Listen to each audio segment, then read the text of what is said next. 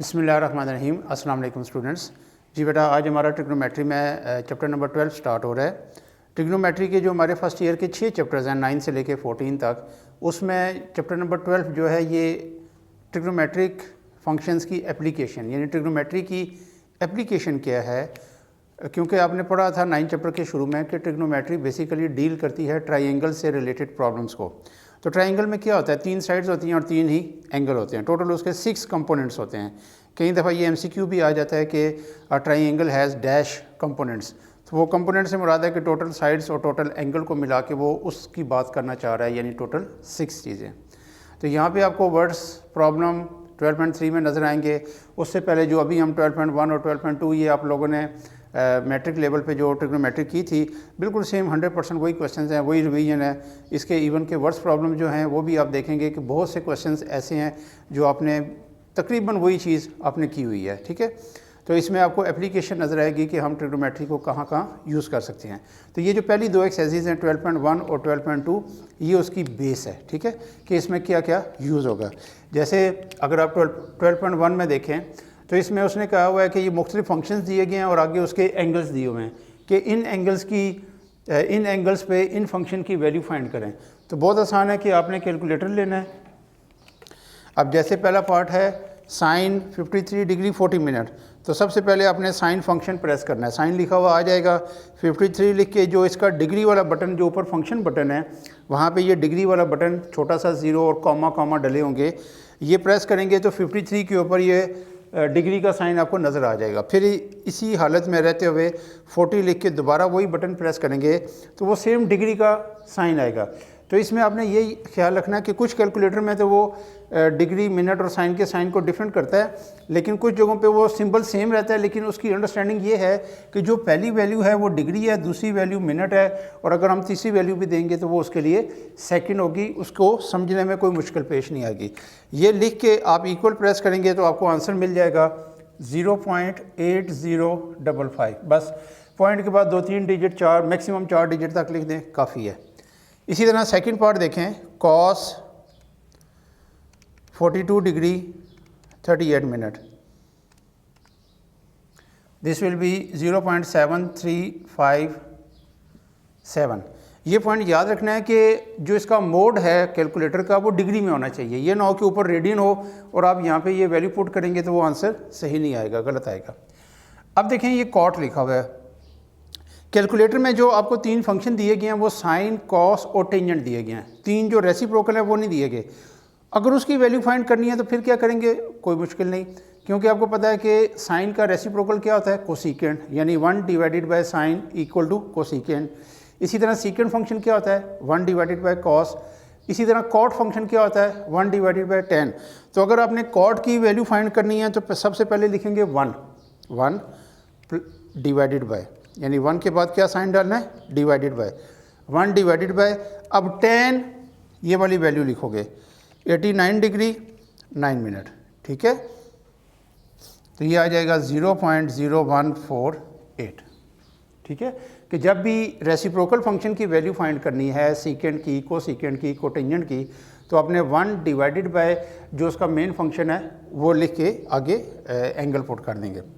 Question number 2 इसी का reverse है कि अब आपके पास वैल्यूज़ मौजूद हैं और आपने एंगल को यानी इस फॉर्म में लेके जाना है। वैल्यू मौजूद है फंक्शन की और उसको देखना है कि उस फंक्शन की ये कितने एंगल पे वैल्यू है। तो सिंपली आप क्या करोगे, theta is equal to cos inverse 0.9316 ऐसे लिखेंगे। ठीक है, शिफ्ट के साथ जब आप कॉस बटन प्रेस करोगे तो ये कॉस इनवर्स आ गया 0.9316, ये लिख के और इक्वल प्रेस करेंगे तो आंसर पॉइंट में आएगा। तो क्योंकि हमारा जो पैटर्न ऊपर चलता आ रहा है वो डिग्री और मिनट के साथ है, तो आप ये करेंगे कि इसी पॉइंट वाले आंसर पे रहते हुए डिग्री वाला बटन प्रेस करेंगे तो वो खुद ही इसको कैलकुलेट करके बता देगा कि इसका आंसर है 21 डिग्री 18 मिनट। बेशक आगे सेकंड ना लिखें, लिखना चाहते हैं तो लिख दें, नहीं तो काफ़ी है बस। तो क्वेश्चन 1 में से मैंने 3 पार्ट्स लिख दिए थे और क्वेश्चन 2 में से 1 पार्ट लिखा है, बाकी सारे भी ऐसे ही हैं। ठीक है, ये तो सारी की सारी कैलकुलेटर पे है 12.1। अब 12.2 थोड़ी सी वर्किंग वाली है। इसमें ये किया है कि ये वाला एंगल 90 है, तो 90 पे नॉर्मली हम सी वर्टेक्स लेते हैं, बाकी ए बी जहाँ मर्ज़ी कर लें। ये मैं ए ले रहा हूँ, ये बी ले रहा हूँ। सी के सामने ये सी हो जाएगा, बी के सामने ये स्मॉल बी हो जाएगा और ए के सामने ये स्मॉल ए हो जाएगा। अब इसमें से देखें 3 चीज़ें आपको पता हैं तरतीब से। ए पे एंगल अल्फ़ा होगा, बी पे बीटा होगा और सी पे गैमा होगा। ये अल्फ़ा है, ठीक है। तो आपको गिवन क्या है, alpha is equal to 60 degree, gamma is equal to 90 degree और C is equal to 12। Unknown क्या क्या है, बीटा अननोन है, ए अननोन है और बी अननोन है, ठीक है जी। जब भी 2 एंगल्स गिवन हों तो आपने स्टार्ट क्यों करना है कि 180 में से वो दोनों एंगल माइनस कर देंगे तो थर्ड एंगल आ जाएगा। Beta is equal to 180 minus alpha minus gamma.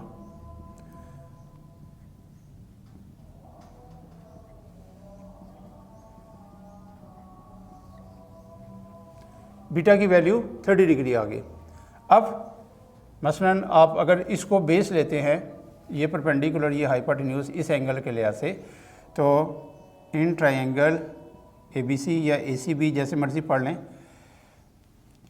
आपको C पता है तो A फाइंड करना है। तो परपेंडिकुलर ओवर हाइपोटेन्यूज क्या होता है, sine 60 degree is equal to A over C। अब मैंने A फाइंड करना है तो आप ये करेंगे, C को इधर क्रॉस मल्टीप्लाई कर देंगे, A is equal to C into sine 60। तो C की वैल्यू है 12 इंटू साइन 60। ये आप कैलकुलेटर में फीड कर देंगे तो आंसर आ गया 6√3 की फॉर्म में। तो आप बेशक इसको पॉइंट की फॉर्म में ले आएँ, 10.39, ठीक है। इसी तरह आल्सो अब दूसरा केस लगा लें जिसमें आप 10 भी लगा सकते हैं, परपेंडिकुलर ओवर बेस या base over hypotenuse cos function लगा लें। Cos 60 is equal to base over hypotenuse, यहाँ से b फाइंड करना है तो c इंटू कॉस 60 आ जाएगा, ठीक है। c की वैल्यू वही जो अभी हमने फाइंड की थी, 12 इंटू कॉस 60, कॉस 60 1/2 होता है, ये 6 आंसर आ जाएगा, 6 आ गया, ठीक है। तो ये देखें 3 चीज़ें हमें नाउन थी, अल्फ़ा, गैमा और C, और 3 चीज़ें अननाउन थी, A, B और बीटा। तो ये तीनों चीज़ें हमने फाइंड कर ली, ठीक है। क्वेश्चन नंबर 1 में इस तरह की मुख्तलिफ डायग्राम्स बनी हुई हैं, तो सारे आपने इसी पैटर्न पे करना है कि जहाँ पे राइट एंगल होगा वो C कर लें, बाकी A, B आप बेशक ऊपर नीचे कर लें, कोई इशू नहीं होगा। क्वेश्चन 2 से लेके क्वेश्चन 7 तक सिर्फ ये चेंज है, इंफॉर्मेशन सेम है जैसे अभी हमने क्वेश्चन किया है, सिर्फ ये चेंज है कि इसमें डायग्राम नहीं बनी हुई। तो पहले हम क्या करेंगे, डायग्राम खुद बनाएंगे तो 100% यही फॉर्म आ जाएगी और आगे उसी रूटीन से हम इसको करेंगे, ठीक है। तो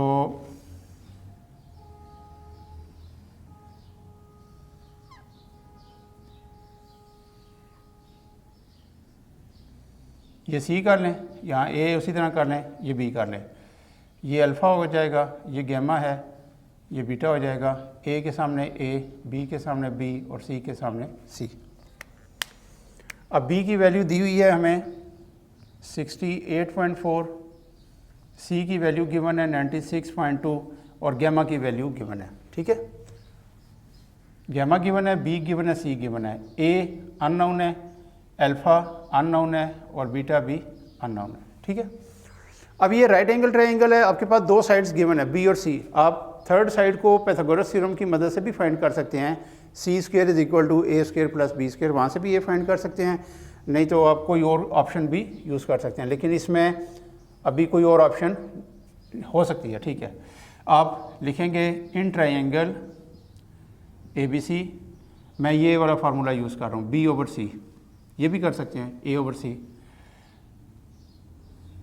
अल्फ़ा फाइंड करने जा रहा हूँ मैं, चलें, sine alpha is equal to A over C, नहीं सॉरी A नहीं कर सकते क्योंकि उसमें A अननोन है, कॉस का लगा दें, cos alpha is equal to B over C। अब B की वैल्यू क्या है जी 68.4, C की वैल्यू 96.2, डिवाइड कर दें और कॉस को इधर शिफ्ट करेंगे तो ये कॉस इन्वर्स बन जाएगा, 68.4 डिवाइडेड बाय 96.2, 0.71101।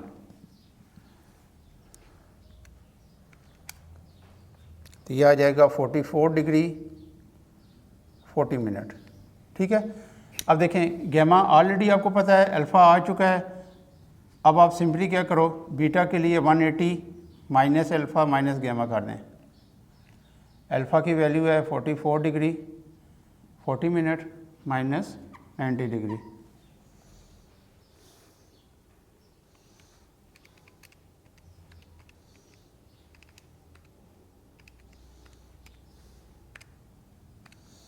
यह आ जाएगा 45 डिग्री 20 मिनट। ठीक है जी, अल्फ़ा बीटा गैमा तीनों एंगल हमारे कंप्लीट हो गए। दो साइड्स ऑलरेडी कंप्लीट थी, अब सिर्फ थर्ड साइड फाइंड करनी है। तो थर्ड साइड के लिए जैसा मैंने अभी शुरू में बोला है कि आप इस पर पाइथागोरस थ्योरम भी लगा सकते हैं या आप कोई ट्रिग्नोमेट्रिक रेशो भी लगा सकते हैं।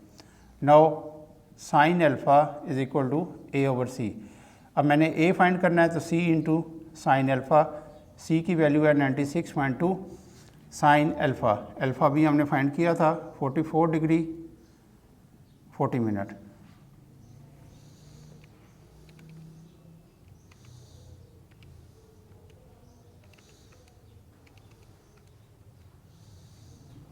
$67.62 ये ए की वैल्यू होगी। ठीक है जी, तो तीनों अननोन हमने फाइंड कर लिए हैं। तो आप देख सकते हैं कि इसमें कोई मुश्किल बात नहीं है। ये समझें कि ये जो पहला लेक्चर है ये तकरीबन 12 चैप्टर के लिए रिवीजन लेक्चर था। जो असल क्वेश्चन शुरू होंगे वो अगली एक्सरसाइज से शुरू होंगे 12.3 से। तो 12.3 में सारा कुछ यही है, राइट एंगल ट्रायंगल है, आपने उसको सॉल्व करना है। कहीं पे साइड अननोन है, कहीं पे एंगल अननोन है। तो ये अगर आपने आज जो मैंने 3 क्वेश्चंस कराए हैं, ये अगर आपको अच्छे तरीके से रिवाइज़ हो गए हैं तो इंशाल्लाह अगली एक्सरसाइज में आपको कोई मुश्किल पेश नहीं आएगी। लेकिन यह कि जब मैं अगली एक्सरसाइज कराऊंगा तो उसका सिर्फ की पॉइंट ये होगा कि आपने डायग्राम कैसे बनानी है। तो डायग्राम बनने के बाद ज़्यादातर टैन कॉस साइन इन्हीं में से कोई एक फंक्शन यूज़ होता है। तो इंशाल्लाह वो अगले लेक्चर में देखेंगे। टिल देन अल्लाह हाफ़िज़।